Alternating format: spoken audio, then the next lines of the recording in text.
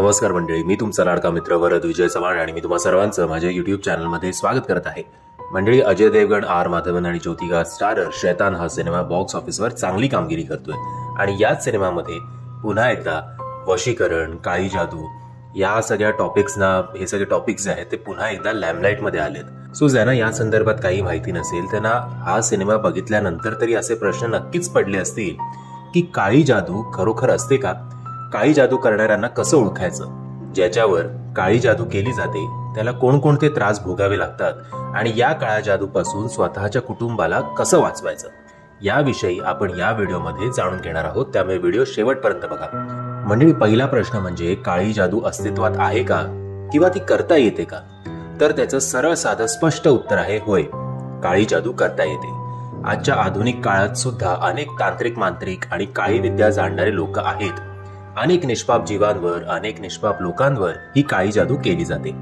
आता अनेकांना ही अंधश्रद्धा वाटू शकते, परंतु जे लोक या काळ्या जादूने शापित आहेत किंवा जे लोक काळ्या जादूचा त्रास सहन करत आहेत, तुम्ही त्यांच्याकडे थोडीशी विचारपूस करा. त्यांच्या जीवनामध्ये नक्की काय घडलं आहे हे एकदा जाणून घ्या. कारण कोणी कधी काळी अत्यंत श्रीमंत असणारी फॅमिली अचानक रस्त्यावर आलेली दिसेल. एकेकाळी खूप आनंदी असणारं कुटुंब उद्ध्वस्त झालेलं दिसेल.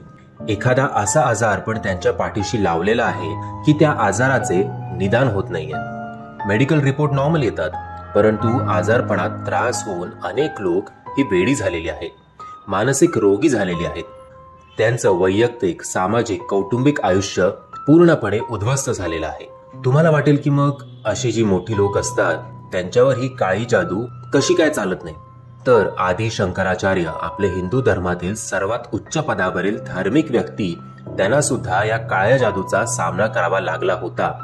त्यांच्यावर सुद्धा काळी जादू झाली होती. भारताच्या माजी पंतप्रधान, पहिल्या महिला पंतप्रधान इंदिराजी गांधी यांच्यावर सुद्धा काळ्या जादूचा प्रयोग करण्यात आला होता. हे काही खोटं नाही. इंदिरा गांधींनी स्वतःच्या आत्मचरित्रामध्ये त्याचा उल्लेखही केलाय बरं का. बरं, हे फक्त मी भारतातच होतं असं अजिबात नाहीये.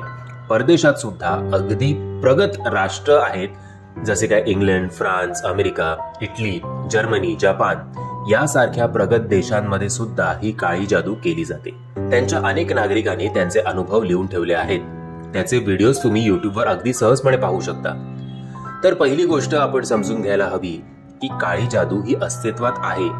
ती करणारी तांत्रिक, मांत्रिक आजही आहेत किंवा अगदी तुमच्या शेजारी सुद्धा अशी लोक असू शकतात ज्यांना ही विद्या ठाऊक आहे. ते तिचा वापर करत आहेत. तर आता कोणकोणत्या माध्यमातून करता येते ही काळी जादू? तर काळी जादू करण्यासाठी पहिलं सर्वात चांगलं माध्यम ते म्हणजे तुमचे केस. आपण केस विंचरल्यानंतर ते कुठेतरी बाहेर कचऱ्यात टाकून देतो आणि तांत्रिक लोक जर तुमच्यावर त्यांना काळी जादूचा प्रयोग करायचा असेल तर ते सर्वात प्रथम म्हणजे तुमचे केस हस्तगत करण्याचा प्रयत्न करतात. केस आणि हाडं, आपल्या मानवी शरीरामध्ये हे दोन असे भाग आहेत की जे सर्वात शेवटी नष्ट होतात. ते खूप दीर्घ कालावधी, खूप वर्षापर्यंत टिकून राहतात आणि जी वस्तू खूप वर्षापर्यंत टिकून राहते त्याच्यावरती ब्लॅक मॅजिक, काळी जादू, तांत्रिक क्रिया हे अगदी सहज करू शकतात. तुम्ही पाहिलं असेल, अनेक तांत्रिक लोक हे मानवी कवटी घेऊन फिरत असतात किंवा त्या कवटीवर ते अनेक प्रकारचे प्रयोग करत असतात, तांत्रिक क्रिया करत असतात. त्याचे कारण तेच आहे की जी वास्तू दीर्घकाळ टिकते त्याच्यावरती तांत्रिक प्रयोग लवकर यशस्वी होतो. शक्यतोवर महिलांच्या बाबतीत जो केसांचा पुंजका आहे तो इकडे तिकडे फेकून देऊ नका. तंत्रशास्त्राचा गैरवापर होऊ नये यासाठी शास्त्रात सांगून ठेवले आहे की ज्या ज्या वस्तू नष्ट होतात त्या त्या वस्तूंवर तंत्र बहुधा काम करताना दिसत नाही. मात्र जे केस आहेत हे केस अशा ठिकाणी ठेवून द्या जिथे कोणाच्याही त्या हाती लागणार नाहीत. समोरच्या व्यक्तीने तुमच्या केसांचा गैरवापर केला तर त्याची खूप मोठी किंमत तुम्हाला चुकवावी लागू शकते. तुमचे संपूर्ण आयुष्य उद्ध्वस्त होऊ शकते. आपल्या हिंदू परंपरेत सांगितले आहे की रात्रीच्या वेळी नख कापू नयेत. असं का बरं असेल? तर त्याचं उत्तर आहे की रात्रीच्या वेळी प्रेत आत्मा या नखांकडे आकर्षित होतात. नख कापल्यानंतर तुम्ही ते रस्त्यावर किंवा बाहेर टाकून देऊ नका.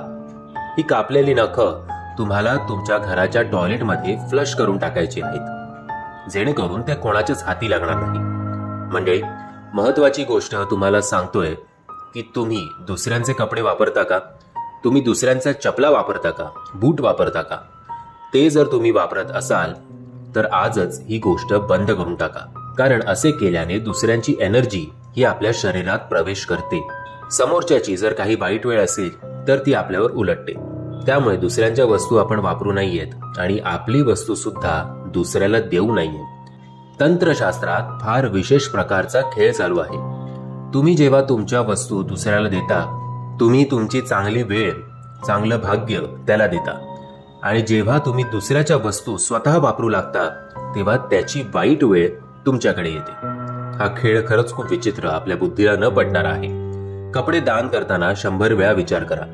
जर तुम्हाला शंका आहे की समोरची व्यक्ती तुमच्या कपड्यांचा दुरुपयोग करू शकते, कारण कपड्यांच्या माध्यमातून सुद्धा, चपलांच्या माध्यमातून सुद्धा अनेक प्रकारचे तंत्र करता येतात, तेव्हा विचारपूर्वक दान धर्म करा. कपडे वाहत्या पाण्यात प्रवाहित करणे हे सगळ्यात चांगले असते असं म्हटलं जातं, पण सध्या आपण पोल्युशन आणि या सगळ्या गोष्टी बघता हे पण जरा कठीणच आहे. कोणालाही कपडे दान करण्यापेक्षा आय थिंक मग त्यातल्या त्यात आश्रमात, अनाथालयात हे दान केलेले कधीही चांगले. अनोळखी व्यक्तीकडून काहीही खाऊ नका.